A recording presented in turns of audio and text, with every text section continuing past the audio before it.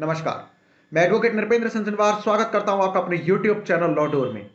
आज मैं आपको केरल हाईकोर्ट के द्वारा दिए गए एक अनूठे फैसले के बारे में बताने जा रहा हूं, जिसमें कि केरल हाईकोर्ट ने माना है कि यदि नाबालिग बच्चे, छोटे बच्चे यदि कोई सामान बेचते हुए पाए जाते हैं तो ऐसी स्थिति में इसे बाल श्रम नहीं माना जा सकता है, क्योंकि यदि वे अपने माँ बाप की मदद के लिए, जो कि गरीबी की रेखा से नीचे जीवन यापन कर रहे हैं, ऐसे ऐसी स्थिति में अपने माँ बाप की मदद के लिए ऐसा काम कर रहे हैं, कोई सामान बेच रहे हैं, तो इसे बाल श्रम नहीं माना जाएगा।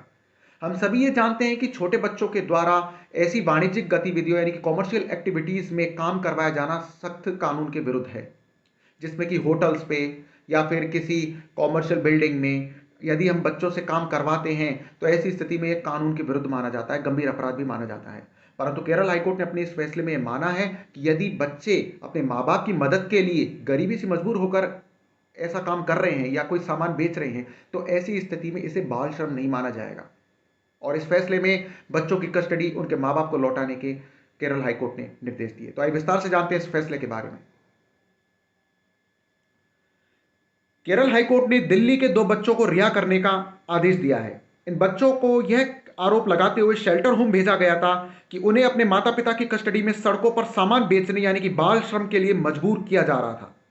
नवंबर 2022 में 2 बच्चों को पुलिस ने यह आरोप लगाते हुए पकड़ा कि उन्हें सड़कों पर बाल श्रम के लिए मजबूर किया जा रहा है। इसके बाद बच्चों को बाल कल्याण समिति की यानी कि चाइल्ड वेलफेयर कमेटी के समक्ष पेश किया गया और इस पर उन बच्चों को शेल्टर होम यानी कि आश्रय गृह भेज दिया गया।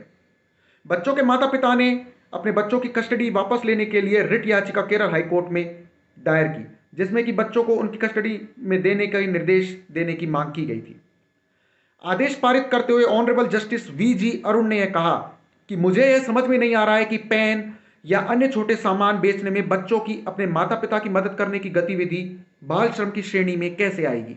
इसमें कोई संदेह नहीं है कि बच्चों को अपने माता पिता के साथ सड़कों पर घूमने की अनुमति देने के बजाय शिक्षित किया जाना चाहिए, और मुझे यह भी आश्चर्य है कि बच्चों को उचित शिक्षा कैसे प्रदान की जा सकती है जबकि उनके माता पिता खानाबदोश जीवन जी रहे हैं। फिर भी पुलिस या सीडब्ल्यूसी बच्चों को कस्टडी में लेकर उनके माता पिता से दूर नहीं रख सकती है।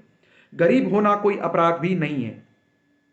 बाल कल्याण समिति यानी कि चाइल्ड वेलफेयर कमेटी के अध्यक्ष ने न्यायालय के समक्ष अपने एक बयान में यह कहा कि पुलिस ने 2 बच्चों को मरीन ड्राइव इलाके में पेन और अन्य सामान बेचते हुए पाया था। चूंकि ऐसी गतिविधि बाल श्रम की श्रेणी में आती है, इसलिए बच्चों को बाल कल्याण समिति यानी कि चाइल्ड वेलफेयर कमेटी के समक्ष ले जाया गया।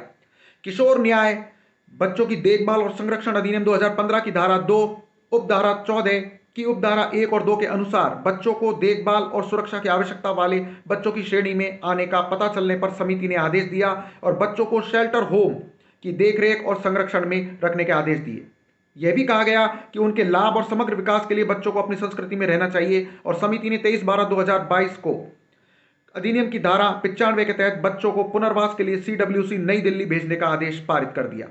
अदालत ने याचिकाकर्ता और सरकारी वकील के द्वारा उठाए गए तर्कों पर विचार करने के बाद में कहा कि पुलिस या सीडब्ल्यूसी बच्चों को हिरासत में नहीं ले सकती है और उन्हें उनके माता पिता से भी दूर नहीं रख सकती है। इसके अलावा याचिकाकर्ता ने यह भी अंडरटेकिंग दी कि वे बच्चों को सामान बेचने के लिए स्टीयर पर नहीं चढ़ने देंगे और वे बच्चों को शिक्षित करने के उपाय भी करेंगे।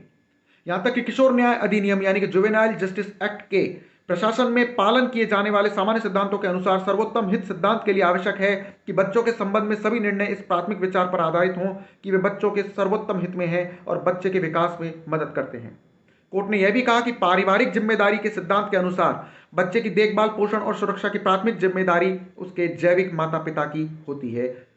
इसलिए न्यायालय ने कहा कि बच्चों को उनके जैविक परिवार से अलग करके उनका समग्र विकास बिल्कुल भी नहीं किया जा सकता है। इसके बजाय राज्य का प्रयास बच्चों को स्वस्थ तरीके से विकसित करने के लिए उच्च शिक्षा, अवसर और सुविधा प्रदान करने का होना चाहिए।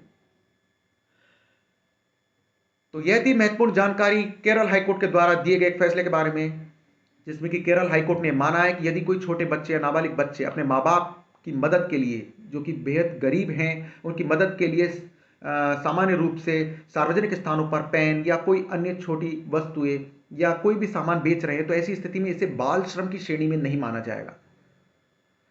तो यह थी जानकारी केरल हाईकोर्ट के फैसले के बारे में। मिलते हैं एक और नई कानून जानकारी के साथ अपने अगले वीडियो में। नमस्कार।